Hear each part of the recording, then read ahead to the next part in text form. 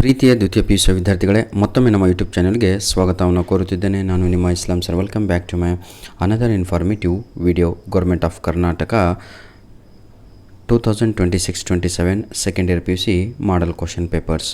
ನೋಡಿ ವಿದ್ಯಾರ್ಥಿಗಳೇ, ನಿಮಗಾಗಿ ನಮ್ಮ PUC ಬೋರ್ಡ್ ಮಾಡಲ್ ಕ್ವಶನ್ ಪೇಪರ್ಸ್ಗಳನ್ನು ರಿಲೀಸ್ ಮಾಡಿದ್ದಾರೆ ಫಾರ್ ದಿಸ್ ಅಕಾಡೆಮಿಕ್ ಇಯರ್ 2026-27. ಈ ಒಂದು ವಿಡಿಯೋದಲ್ಲಿ ನಮ್ಮ ಕಾಮರ್ಸ್ ವಿದ್ಯಾರ್ಥಿಗಳಿಗೂ ಹಾಗೂ ನಮ್ಮ ಏನಂತೀರ ತಾವುಗಳು ಸೈನ್ಸ್ ವಿದ್ಯಾರ್ಥಿಗಳಿಗೆ ಕಂಪ್ಯೂಟರ್ ಸೈನ್ಸ್ ಅಂತ ಒಂದು ಸಬ್ಜೆಕ್ಟ್ ಇರುತ್ತೆ, ಕೋರ್ ಸಬ್ಜೆಕ್ಟು. 70 ಮಾರ್ಕ್ಸಿಗೆ ಈ ಒಂದು ಪರೀಕ್ಷೆ ನಡೆಯುವಂಥದ್ದು. ಅದರ ಒಂದು ಸಂಪೂರ್ಣವಾದ ಮಾಡಲ್ ಕ್ವಶನ್ ಪೇಪರ್ವನ್ನು ಅನಾಲಿಸಿಸ್ ನಾವು ಮಾಡ್ತಾ ಹೋಗೋಣ. These question papers are very important for your annual exam. ಇಷ್ಟು ಕ್ಲಿಯರಾಗಿ ನಿಮಗೆ ಹೇಳ್ತಾ ಈ ವಿಡಿಯೋವನ್ನು ಪ್ರಾರಂಭ ಮಾಡ್ತಾ ಇದ್ದೇನೆ.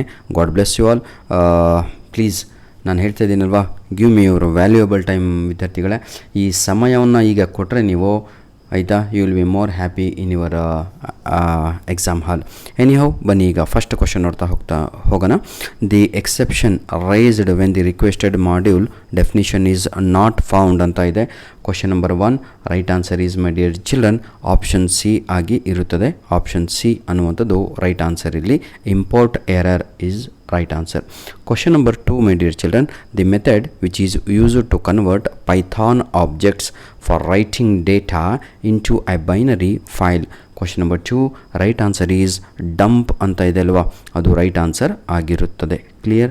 ಬನ್ನಿ ಈಗ ನಾವು ಒಂದು ಅಸರ್ಷನ್ ಹಾಗೂ ರೀಸನನ್ನು ನೋಡ್ತಾ ಹೋಗೋಣ.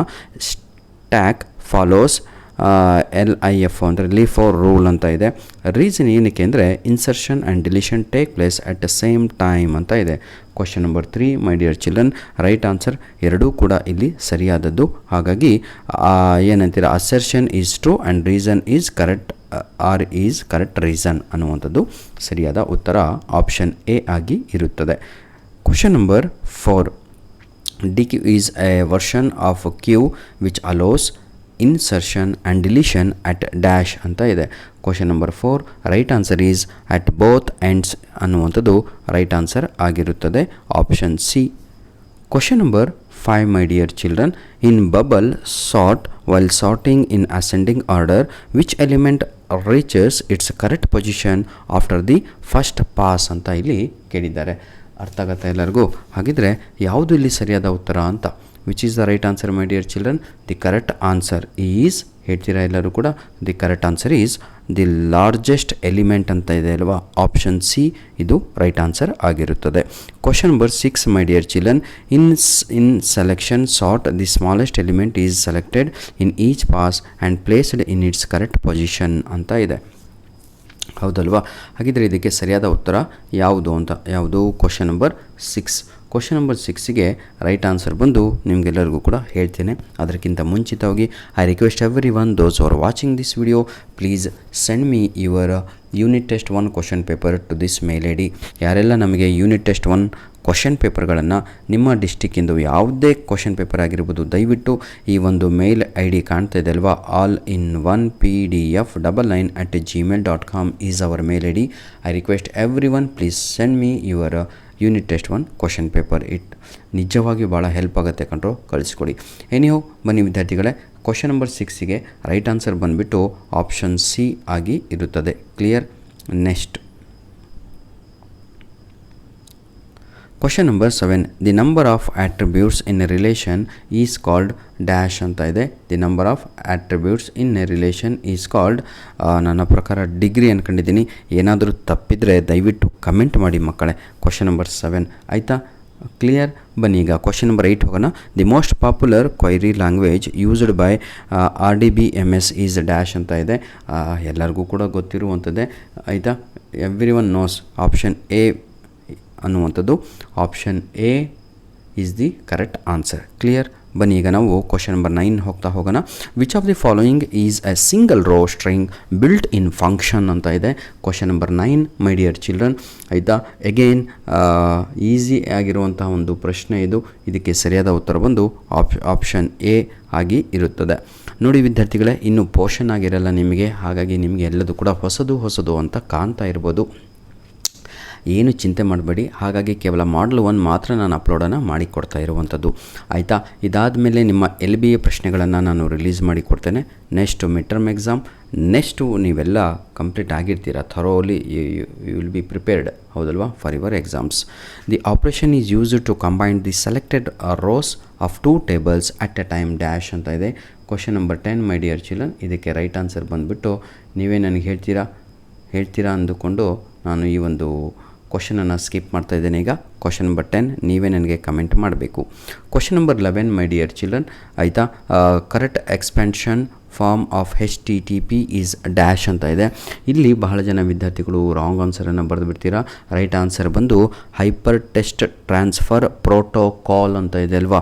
ಆಪ್ಷನ್ ಸಿ 100% ಅದೇ ಸರಿಯಾದ ಉತ್ತರ, ಆಪ್ಷನ್ ಸಿ ಆಗಿ ಇರುತ್ತದೆ. Question number 12 my dear children, the network topology where data can be transmitted in only one direction is dash ಅಂತ ಇದೆ. Question number 12 right answer is ring is the right answer.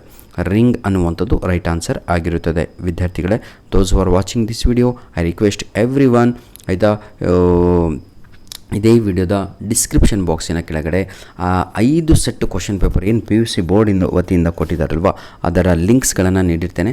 ಉಚಿತವಾಗಿ download ಮಾಡಿಕೊಂಡು ಖುಷಿಯಾಗಿ print ತಗೊಂಡು ರೆಡಿಯಾಗಿ ನಿಮ್ಮ annual ಎಕ್ಸಾಮಿಗೆ, ಆಯಿತಾ. Key answer ಬಗ್ಗೆ ಚಿಂತೆ ಮಾಡಬೇಡಿ, ಫುಲ್ ಕೀ ಆನ್ಸರನ್ನೇ ನಾನು ಕೊಡುವಂಥದ್ದು ಪ್ರತಿಯೊಂದು ಸಬ್ಜೆಕ್ಟಿಂದು. Question number 13 my dear children. Question number 13 the example of half duplex communication mode ಅಂತ ಇದೆ. ರೈಟ್ ಆನ್ಸರ್ ಬಂದು ವಾಕಿ ಟಾಕಿ ಅನ್ನುವಂಥದ್ದು ರೈಟ್ ಆನ್ಸರ್ ಆಗಿರುತ್ತದೆ.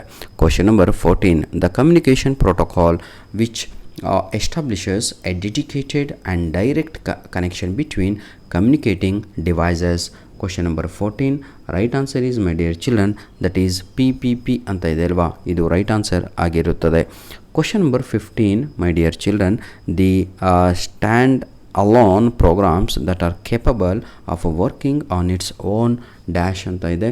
ರೈಟ್ ಆನ್ಸರ್ ಬಂದು ನಿಮ್ಗೆ ಗೊತ್ತಿರುವ ಹಾಗೆ ಹುಳಗಳು ಅಂತ ಗೆದ್ದಲುಗಳು, ಓರ್ಮ್ ಅಂತ, ಅಂದರೆ ಆಪ್ಷನ್ ಎ. ಧನ್ಯವಾದಗಳು. ನಿಮ್ಮ ಪ್ರೀತಿ ವಿಶ್ವಾಸ ಸದಾ ನಮ್ಮ ಜೊತೆ ಹೀಗಿರಲಿ.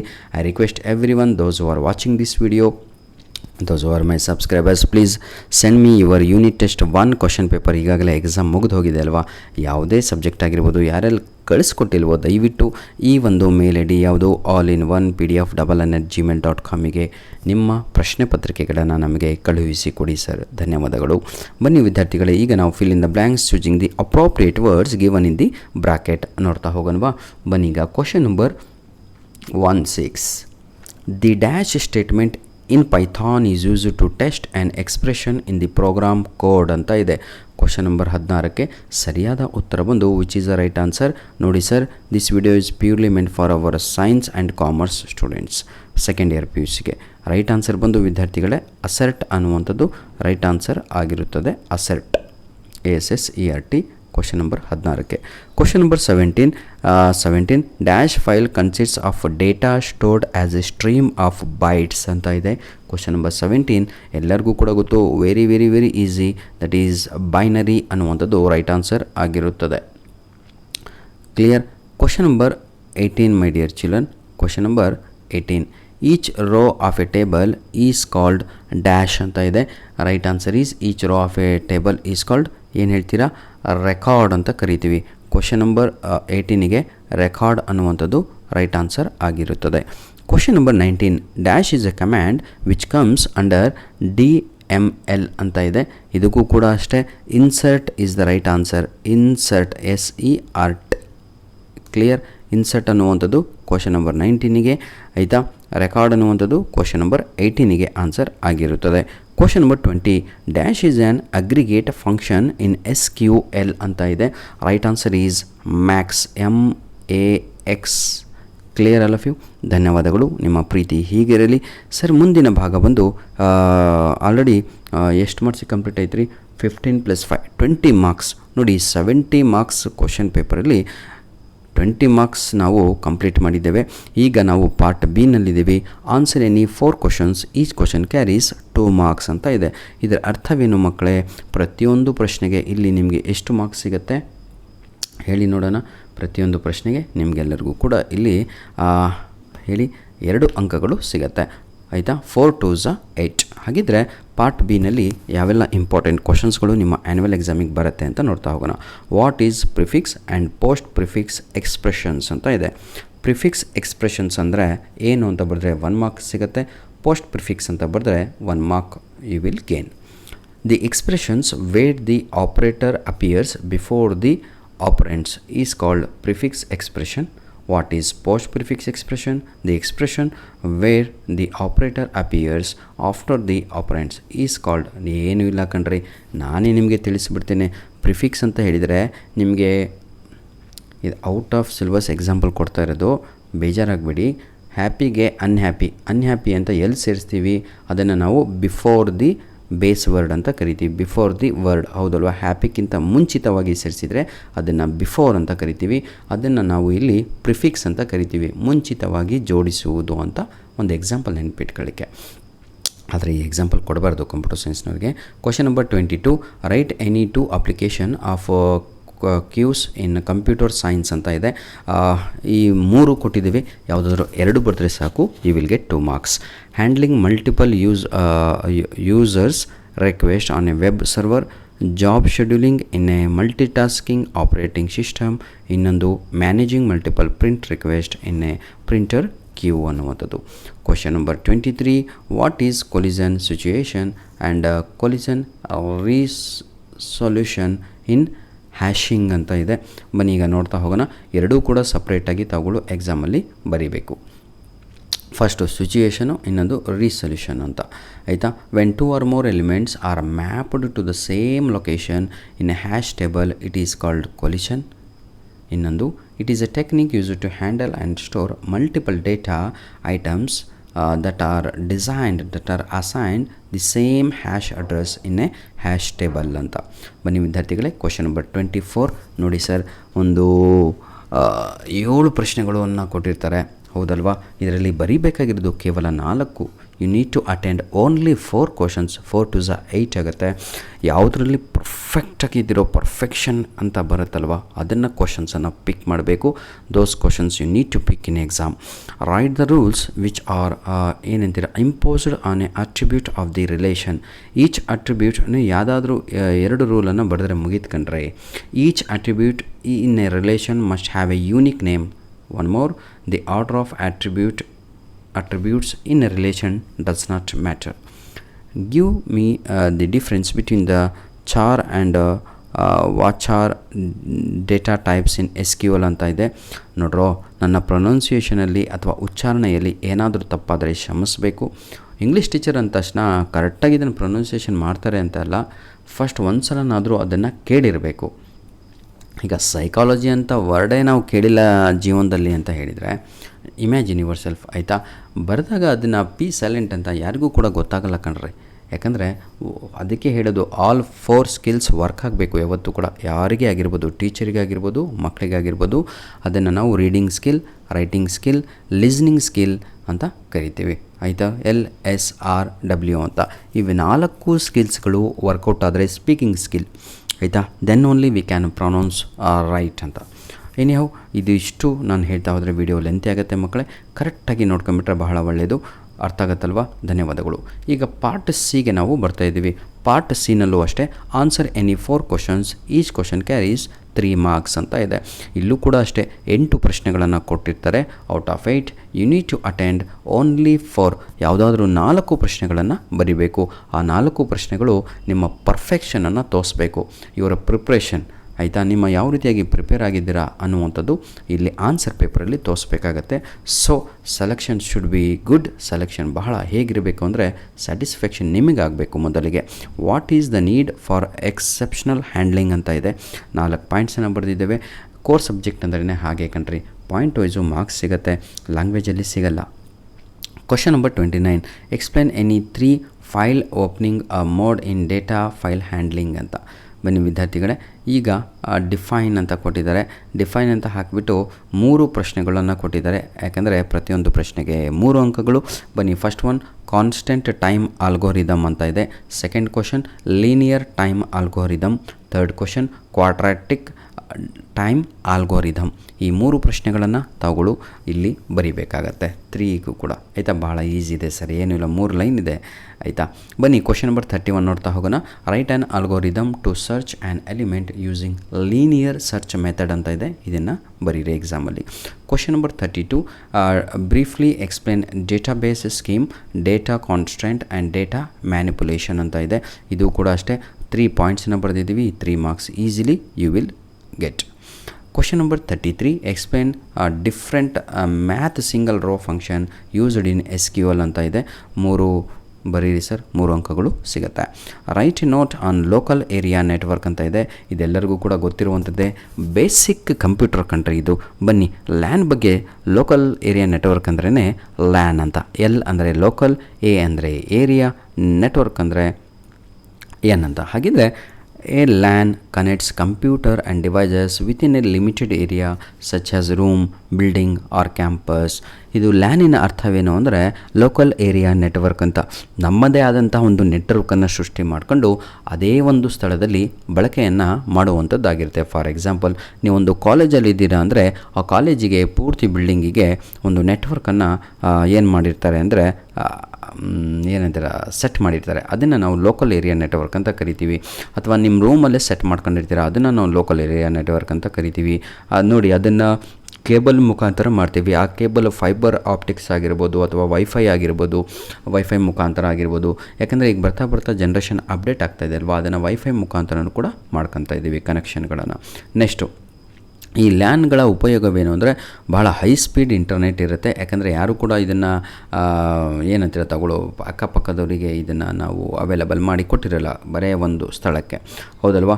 10 Mbps ಇಂದ ಹಿಡಿದು 100 Mbps ವರೆಗೂ ಕೂಡ ಇರುತ್ತೆ. ಫಾರ್ ಎಕ್ಸಾಂಪಲ್, ನೀವು ಬಸ್ ಸ್ಟ್ಯಾಂಡಿಗೆ ಹೋದರೂ ಕೂಡ ನಿಮಗೆ ಗೊತ್ತಾಗುತ್ತೆ, ಅಲ್ಲೂ ಕೂಡ ಲೋಕಲ್ ಏರಿಯಾ ನೆಟ್ವರ್ಕನ್ನು ಹಾಕಿರ್ತಾರೆ. Next, users can share resources like, ಹಾಗಿದ್ರೆ ಇದರ ಅರ್ಥವೇನು ಅಂದರೆ ಕೆಳಗಿನ ಬಿಲ್ಡಿಂಗಲ್ಲಿದ್ದು 3rd ಫ್ಲೋರ್ ಬಿಲ್ಡಿಂಗಿಗೂ ಕೂಡ ತಾವುಗಳು ಏನು ಮಾಡ್ಬೋದು ಅಂತ ಹೇಳಿದರೆ ಪ್ರಿಂಟ್ಗಳನ್ನು ಕೊಡ್ಬೋದು. ಹೇಗೆ ಅಂತ ಹೇಳಿದರೆ, users can share resources like printers ಆಗಿರ್ಬೋದು, file software within the network ಅಂತ. ನೆಟ್ವರ್ಕ್ ಇರೋದ್ರಿಂದ ನೀವು ರನ್ ಕಮ್ಯಾಂಡಲ್ಲಿ ಹೋಗಿಬಿಟ್ಟು, ಆಯಿತಾ, ಅವರ ಸಿಸ್ಟಮಿಗೆ ಡೈರೆಕ್ಟಾಗಿ ಫೈಲ್ಗಳನ್ನು ಟ್ರಾನ್ಸ್ಫರ್ ಮಾಡ್ಬೋದು, ಅಥವಾ ಇಲ್ಲೇ ಕೂತ್ಕೊಂಡು ಡೈರೆಕ್ಟಾಗಿ ಪ್ರಿಂಟ್ಸ್ಗಳನ್ನು ನೀಡ್ಬೋದು. A LAN can typically cover a distance of 1 kilometer, ಅಂದರೆ 1 ಕಿಲೋಮೀಟರ್ ಅಂತರದಲ್ಲಿಯೇ ತಾವುಗಳು ಎಲ್ಲ ಕೆಲಸಗಳನ್ನು ಮುಗಿಸ್ಕೋಬೋದು. ಈಗ ನಾವು ಪಾರ್ಟ್ ಡಿನಲ್ಲಿದ್ದೀವಿ. Each question carries 5 marks. 5 ಅಂಕದ ಪ್ರತಿಯೊಂದು ಪ್ರಶ್ನೆಗೆ 5 ಮಾರ್ಕ್ಸ್ ಸಿಗುತ್ತೆ, 5 ಅಂಕ ಸಿಗುತ್ತೆ. ಎನಿ 4 ಅಂತ ಕೊಟ್ಟಿದ್ದಾರೆ. Don't worry my dear children, 4 ಪ್ರಶ್ನೆಗಳಿಗೆ ತಾವುಗಳು ಇಲ್ಲಿ ಉತ್ತರವನ್ನು ಬರಿಬೇಕಾಗತ್ತೆ. ಯುವರ್ ಸೆಲೆಕ್ಷನ್ ನಾನು ಹೇಳಿದ್ನಲ್ವ ಆ ರೀತಿ ಇರಬೇಕು, ಆಯಿತಾ. ಬರೀತೀರಾ ಕಂಡ್ರೋ, ನಿಮ್ಮ ಬಗ್ಗೆ ನನಗೆ ಭರವಸೆ ಇದೆ. ಕಂಪ್ಯೂಟರ್ ಸೈನ್ಸ್ ತಗೊಂಡಿದ್ದೀರಾ ಅಂದರೆ ಎಲ್ಲರೂ ಕೂಡ ದೊಡ್ಡ ದೊಡ್ಡ ದೊಡ್ಡ ದೊಡ್ಡ ಹ್ಯಾಕರ್ಸ್ಗಳೇ, ಆಯಿತಾ. ಎಷ್ಟೇ ಒಳ್ಳೆಯನಿದ್ರು ಏನಾದರೂ ಒಂದು ಹ್ಯಾಕ್ ಮಾಡಲೇಬೇಕು ಅಂತ ಮೈಂಡಲ್ಲಿ ಇದ್ದೇ ಇರುತ್ತೆ, ಆಯಿತಾ. ಎನಿಹೌ, ಧನ್ಯವಾದಗಳು ನಿಮ್ಮ ಪ್ರೀತಿ ಹಾಗೂ ವಿಶ್ವಾಸಕ್ಕಾಗಿ. ಇಷ್ಟೊಂದು ನಿಮ್ಮ ಅಮೂಲ್ಯವಾದ ಸಮಯವನ್ನು ನನಗೆ ಕೊಟ್ರಿ. God bless you all the best. ಈ ಒಂದು ಆನ್ಸರ್ಸ್ಗಳು ನಿಮಗೆ ಡಿಫಿಕಲ್ಟ್ ಅಂತ ಅನ್ನಿಸ್ತಾ ಇದ್ದರೆ, you can go with your textbook answers. Textbook is the best material, textbook is the best guide. Textbook ಅನ್ನುವಂಥದ್ದೇ ಒಳ್ಳೆಯ ನಮ್ಮ ಪಾಸಿಂಗ್ ಪ್ಯಾಕೇಜ್ ಎಲ್ಲದೂ ಕೂಡ ಆಗಿರುತ್ತೆ. ನನ್ನ ಕೆಲಸ ಏನು ಅಂತ ಹೇಳಿದರೆ, ನಿಮಗೆ ತೊಂದರೆ ಆಗಬಾರ್ದು. ರೂರಲ್ ಏರಿಯಾದಲ್ಲಿ ಇರ್ತಾರೆ, ಬ್ಯಾಕ್ವರ್ಡಿಂದ ಬಂದಿರ್ತಾರೆ, ಕನ್ನಡ ಮೀಡಿಯಮಿಂದ ಇರ್ತಾರೆ, ಏನೂ ಅರ್ಥ ಆಗ್ತಿರಲ್ಲ, ಎಲ್ಲ ಆನ್ಸರ್ ಹುಡ್ಕೋಣ ಅಂತ ಇದರಲ್ಲೇ ಕಾಲ ಕಳೆದು ಬಿಡ್ತಾರೆ ಎಕ್ಸಾಮ್ ಬರೋವರೆಗೂ ಕೂಡ. Everything is available in our YouTube channel my dear children. ಆನ್ಸರಿಗೋಸ್ಕರ ಸಮಯನ ವ್ಯರ್ಥ ಮಾಡಬೇಡಿ. ಇಲ್ಲೂ ಕೂಡ ಅಷ್ಟೇ, ಪಾರ್ಟ್ ಇ ಇದರಷ್ಟು ಈಸಿ ಪಾರ್ಟ್ ಯಾವುದೂ ಅಲ್ಲ. ನಿಮ್ಮ ಕ್ವಶನ್ ಪೇಪರಲ್ಲಿ ಎ ಬಿಟ್ಟರೆ ಇನೇ ಈಸಿ ಪಾರ್ಟ್ ಆಗಿರುತ್ತೆ. ಆನ್ಸರ್ ಇನ್ 2 ಕ್ವಶನ್ಸ್ ಅಂತ ಇದೆ. Any question part A part E ಬರೆದುಬಿಟ್ರೆ ಪಾಸ್ ಕಂಡ್ರಿ ನೀವು. ಪಾರ್ಟ್ ಎ 20 ಅಂಕಗಳು, ಪಾರ್ಟ್ ಇ 10 ಅಂಕಗಳು, ಹೌದಲ್ವ. 30 ಮಾರ್ಕ್ಸ್ ಬಂದೇ ಬಿಡ್ತು. 30 ಮಾರ್ಕ್ಸ್ ತೆಗೆದ್ರೆ ಪಾಸಾ? ಅಯ್ಯೋ ದೇವರೇ, 24 ತೆಗೆದ್ರೆ ಪಾಸ್ ಕಂಡ್ರಿ. Anyhow, God bless you all. Description ಬಾಕ್ಸಿನ ಕೆಳಗಡೆ 5 ಸೆಟ್ ಕ್ವಶನ್ ಪೇಪರ್ಸ್ಗಳನ್ನು ಕಂಪ್ಯೂಟರ್ ಸೈನ್ಸಿಂದು ಕೊಟ್ಟಿರ್ತೇನೆ. You can download it happily. Download ಮಾಡ್ಕೊಂಡು ಹಾರ್ಡ್ ಕಾಪಿ ಇಟ್ಕೊಂಡು ನನ್ನ ವೀಡಿಯೋಸ್ಗಳನ್ನು ನೋಡ್ತಾ ಇದ್ದರೆ ಅಲ್ಲೇ ಬರ್ಕೊಂಡು ಕೈ ಎತ್ತಿ ಬಿಡ್ಬೋದು ನೀವು. ಧನ್ಯವಾದಗಳು ವಿದ್ಯಾರ್ಥಿಗಳೇ. God bless you all. ಮುಗೀತೇನ್ರಪ್ಪ? Yes. Total how many questions are there, man? 44.